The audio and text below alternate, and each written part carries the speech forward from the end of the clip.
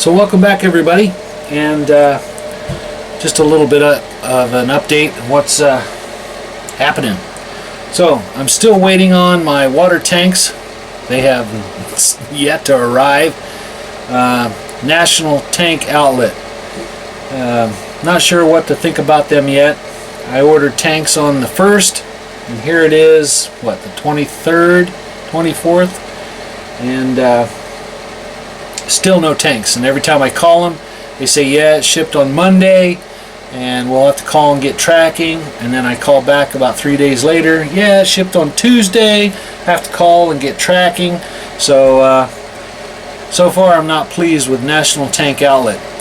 So with any luck, next week my tanks should be here, and then we can get ready to install those.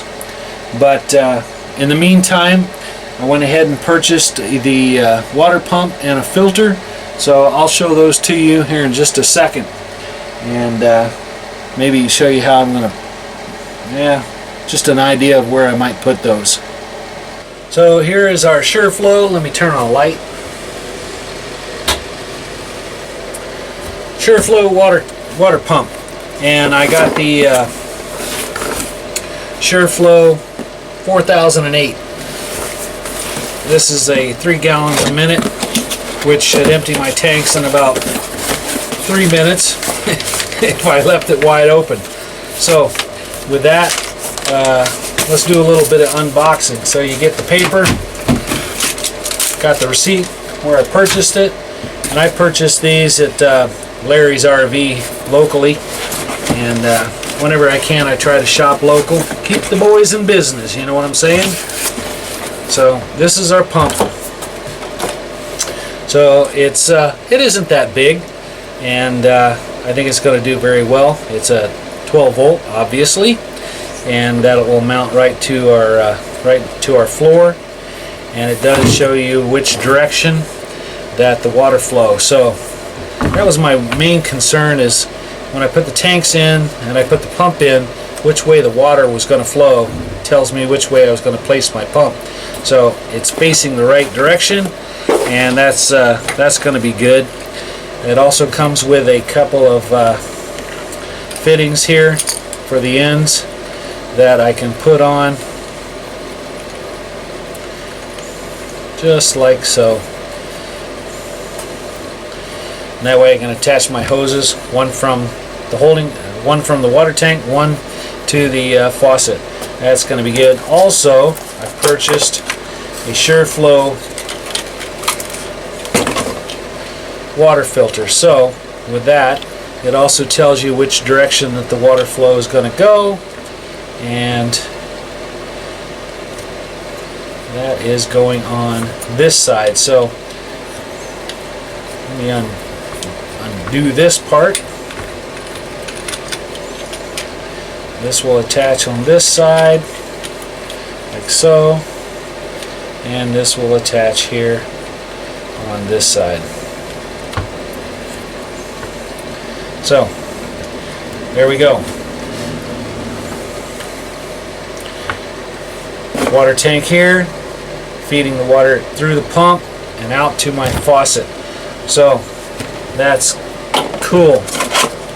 We'll have water before too long, and unfortunately I will probably have to wait till spring thaw, because let me show you why. Woke up this morning to this white stuff all over the ground, and I for one don't like it. Yuck. Yeah, it's all over the place. No matter where I turn, white stuff. Ew. Alright, well, let me show you where we're going to put our pump. If you do hear a little bit of noise going on, that's my little heater that I have out here, and I guess I should apologize from the beginning. I'm not turning it off. It can get cold out here real quick. So anyway, here is where we will place our water tank and our pump, and I'm thinking that our pump will probably set somewhere right about that location. And if and when I get the accumulator tank, I think I might install the accumulator tank here on the side. So just like that, and the water tank will most likely sit right in here somewhere. I think that water tank, or the water pump, can go about right there, just about like that, out of the way. And then I can put the tank closest to the wall as I can, and run my water line from this side of the tank perhaps and around into feeding into the pump. I think that's going to work out really good. I can get as close to the walls as I can, just about like that. That's out of the way, and plenty of room for my water tank right here. So that's going to work out just great. I thought maybe the tank or the water pump would be a little too large, and then I'd have to really offset the water tank, but I wanted to keep it as close to the wheel as I could, only for balance purposes. I don't want it too far back here, because 10 gallons of water, about 8 pounds a gallon, you know, you're looking at it 80-90 pounds, and I don't want to set it too far back, because then that would take a lot of weight off the tongue. And so this is going to work out fine. I'll be back probably about 24 inches from the axle line, so that's all right.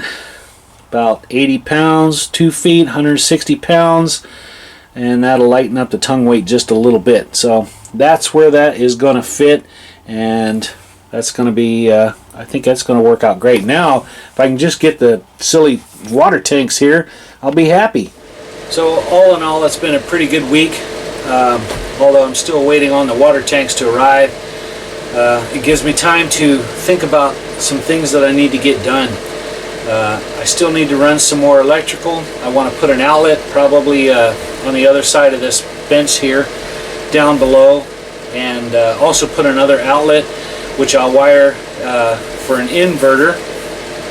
And I think J-Flight might have mentioned that, how I can wire an outlet right into an inverter. So I think I'll take that advice and go with that. Also, I still need to cut another false wall, and I'll probably put some USB outlets in there and wire those into my distribution block, and be able to plug in some of my toys. I not only like to build things, but I do like to fly drones, and I do a lot of photography. So hence the idea of a travel trailer, so I can go to some of the most wonderful places Oregon has to offer, and do what I really like to do, and that's some drone photography and also some still photography. And maybe in the future I might do a video on some of the pictures I've taken, some of the places I've seen, and it's beautiful out here, and there's a lot to behold. So best of both worlds. Build your own camper, go out and experience life, and have fun and enjoy everything that your location has to offer. So that's really cool. So still waiting on my water tanks, but I did manage to get my water pump and filter. There are still some fittings and hoses, obviously, that I'm going to need. So when the tanks arrive, I'll know best what I'll need to be able to complete that. Now, I might be able to get everything installed during the winter, but I don't know if I'm going to want to test it out, because, well, it's wintertime and things tend to freeze. So that's that. One of the things I was thinking about today was one of the questions I had, and I believe this question was from George Lee. And he asked a question. It's a very good question. His question was, did I make any mistakes during my building that I could share, and maybe you guys could learn a lesson from my mistakes? And with that, I think I told George that during the whole project, I really didn't have any mistakes. As as each day came and I began working on the project, I had taken the time to think things out, how I wanted them, and once I began the project, for me, everything was locked into place. So as far as mistakes, I would have to say no, I didn't make any mistakes where I had to back up and redo everything. But I did have a couple of, let's say I had one little setback and I had one little mishap. And if you'd follow along in the videos, one of the little mishaps that I had was when I was routing out the back cabinet, my router slipped and I gouged out a large hunk of wood, which if you work with wood you can repair fairly easy.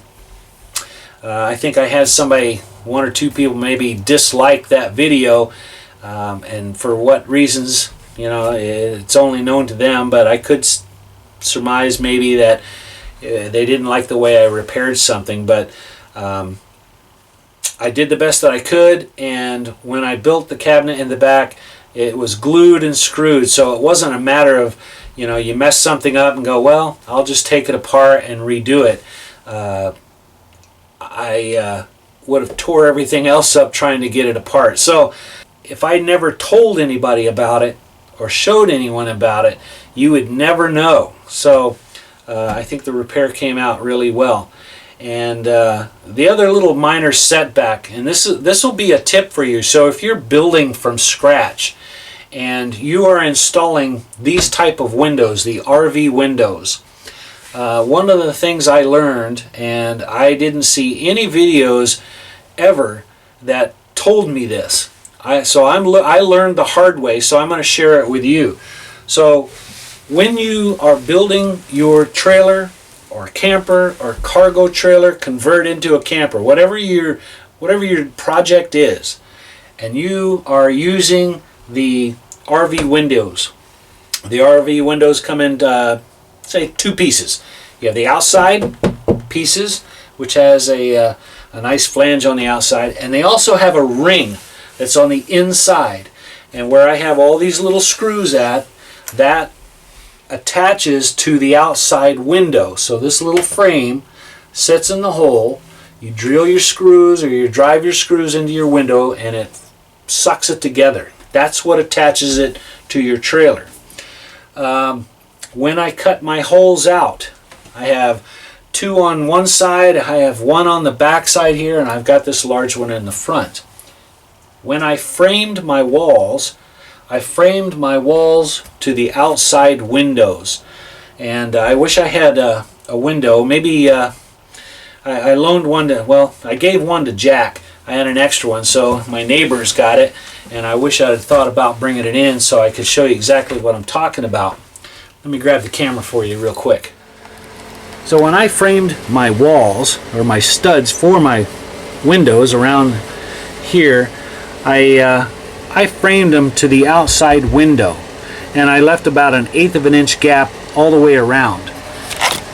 So whenever I test fit my windows into the wall studs, everything worked out really good. It worked out really well, except when I finally got the siding on and I was ready to install the windows. Most of the windows fit fairly well, with the exception of the front window.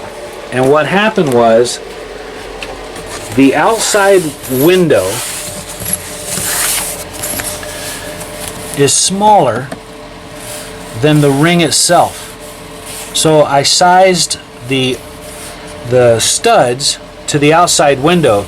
So when I came inside to put my rings on to draw in the windows, I quickly realized that I made a mistake. I should have sized my studs and walls to the inside rings. They're larger than the outside windows. So lucky for me, this window, and this window all fit really well, except this window. When I went to install this window, it did not fit. And it took me about 30 seconds to realize where I went wrong. So I had to take a drill with a drum sander and actually go around the edge and all the corners and kind of widen those out about an eighth of an inch all the way around to put the window in, and then able to install the rings. So that was a setback. I wouldn't call it a mistake. It still worked. I didn't have to undo anything. I just had to improvise and modify the openings a little bit so my rings would fit in and attach to the window. So if you need me to clarify that a little bit better, or show you the window and the ring and show you exactly what I'm talking about, leave a comment below and I'll be happy to include that in the next video, what I'm talking about, and show you the difference in sizes. So I was off about 1/4 of an inch on my opening, and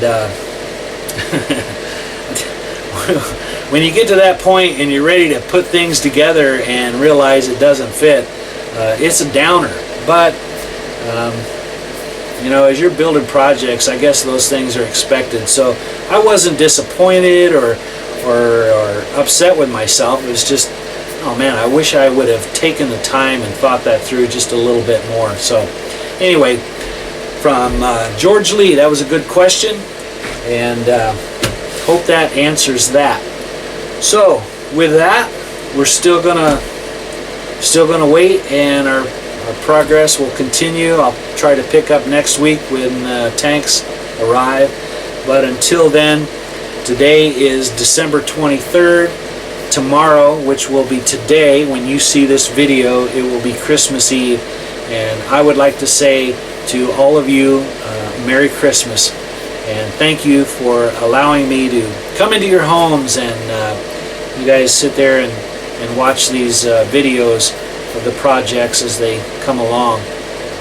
And I wish you the happiest of New Year's, and best of all, I wish you the best of luck in your projects as you build on.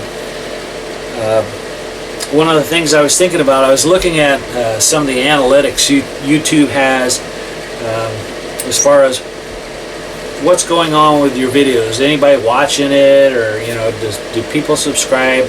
And to my amazement, yeah, there's like, I've got 500 people that have subscribed to the channel so far, and that just floors me, because you know, here's an old guy just building a trailer, and I got people watching it and interested in it. So with that, I'd like to say thank you very much. You've made this year very complete, and I enjoy making the videos and sharing the progress as I move along, and it's a pleasure to know that people are actually interested in some of these things still. In the day that we live, where everything's instant, if you want something, you just go somewhere and you can buy it. You don't, you know, people have lost the art and the skill of building something, or they even lost the desire to want to know how to build something. So with that many people watching and subscribing, and that lets me know at least that art hasn't died quite yet. So appreciate that very much, and I do enjoy the comments and the questions that everyone asks. So that's that. And if you haven't followed along, please like, subscribe to the channel. There's still more things to come, and hopefully next year we'll pick up a new project and incorporate some of the things that people have asked about. So with that, let me say thank you, and once again, have a very Merry Christmas. I wish you and your family the best, and hope that you don't get too lazy during the winter, that you put off your projects. Remember, you get an idea, you do it. Don't wait too long. Don't think about it, because you know what happens is we talk ourselves out of it.